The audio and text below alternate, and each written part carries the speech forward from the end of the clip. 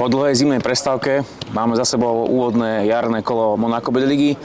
Získali sme bod na pôde Zvolena. Tak ako by si zhodnotil tento zápas? Tak v prvom rade sme sa určite tešili, že tá súťaž už začína. Samozrejme čakal nás v prvom kole jarnom ťažký súper na ich horúcej pôde, ale čo sa týka samotného zápasu, tak myslím, že začiatok bol taký opatrný z našej strany, že súper sa dostal do nejakých možností, aj keď nepoviem, že úplných gólových šancí, ale možností určite. Pre nás bolo dobré, že sa nám podarilo streliť gól a potom následne sme mali dve, možno tri nejaké príležitosti, kedy sme neboli efektívni a keby sme odskočili na 0-2, možno ten zápas by zase ináč vyzeral. Čo sa týka druhého polčasu, ľahko sme si nechali streliť zase do 5 minút gól, ktorý v podstate vyplýval z našej chyby po autovom hazovaní. A potom po vylúčení nášho hráča sme sa už zamerali samozrejme na nejaký kompakt, nejaký blok a čakali sme, či nám super niečo ponúkne na nejaký rýchly útok, čo sa nám jeden podaril. Znova sme vyhrávali 2-1. A škoda toho, že znova sme dostali taký gól, kde sa tomu dalo zabrániť a kde sme zle dostúpili hráča v pokutovom území. Ale keď to zhrnieme ako celkovo, tak si myslím, že ten bod musíme brať z ťažkej pôdy a ešte s tým, že sme 30 minút hrali v podstate o jedného hráča menej. A tak sa nadviazať, určite ten druhý počas ovplyvnila červená karta, ale aj napriek tomu, že sme boli jedného hráča v poli menej, tak sme opäť ukázali nejakú aktivitu, útočnosť, ofenzívu. Veril si, že keď sme dali opäť na 2-1 aj v oslabení, že to už udržíme a možno by sme brali 3 body? Tak ako určite, že v podstate samozrejme vieme, ako to je, keď mužstvo, ktoré hrá o jedného menej, dá gól, ide do vedenia a naopak domáci určite viac nervózneli.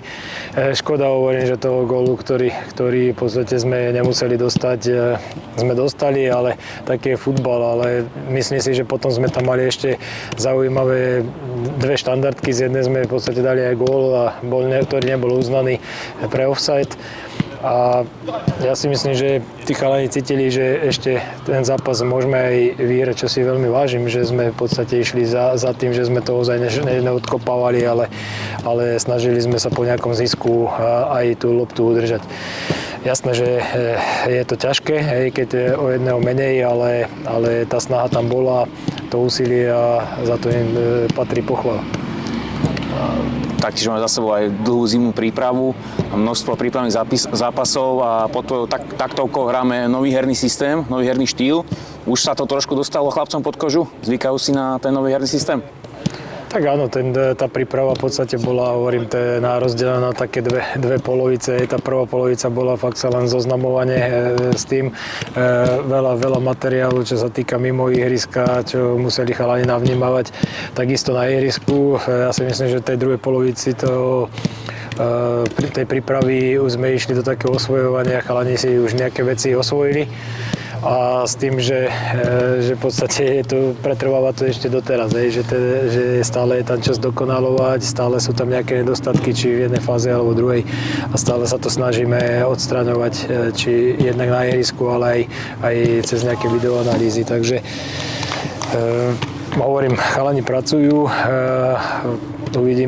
uvidíme, čo nám aj superi dovolia v tých zápasoch, ale určite chceme v tých zápasoch byť dominantní a snažiť sa hlavne byť aj efektívne. Teraz určite bude dôležité potvrdiť bodový zisk zo Zvolena doma, ale taktiež opäť ťažký zápas, možno ťažký pre teba, pretože budeme čakať rezervu Žiliny, to je taktiež mladý, dynamický tím. Tak aký recept bude na sobotu, aby sme uspeli aj doma?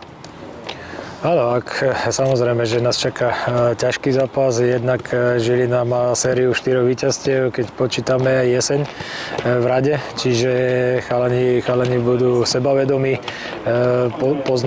Poznám ich prednosti, čiže sú technicky zdatní, takisto aj bežecky pripravení, takže určite nás nečaká nič ľahké, ale ja si myslím, že aj my sme urobili nejaký posun, čo sa týka bežeckých vecí a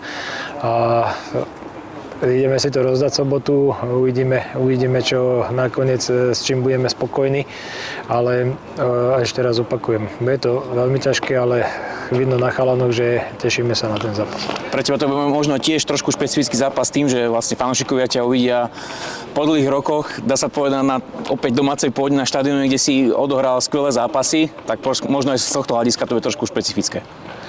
A určite, ako príde to určite tesne pred tým zápasom alebo možno na začiatku zápasu, že tieto emócie, čo sa týka, ale ja sa vždy vlastne sústredím na hráčov, na ihrisku, čo sa deje a tieto veci možno mi prídu pred zápasom a možno po zápase nejak, že si to nejak uvedomím, ale určite cez zápas na takéto veci ja nemyslím a sústredím sa hlavne to, čo predvádzame na ihrisku. Ďakujem pekne za rozhovor a držíme palce. Ďakujeme pekne.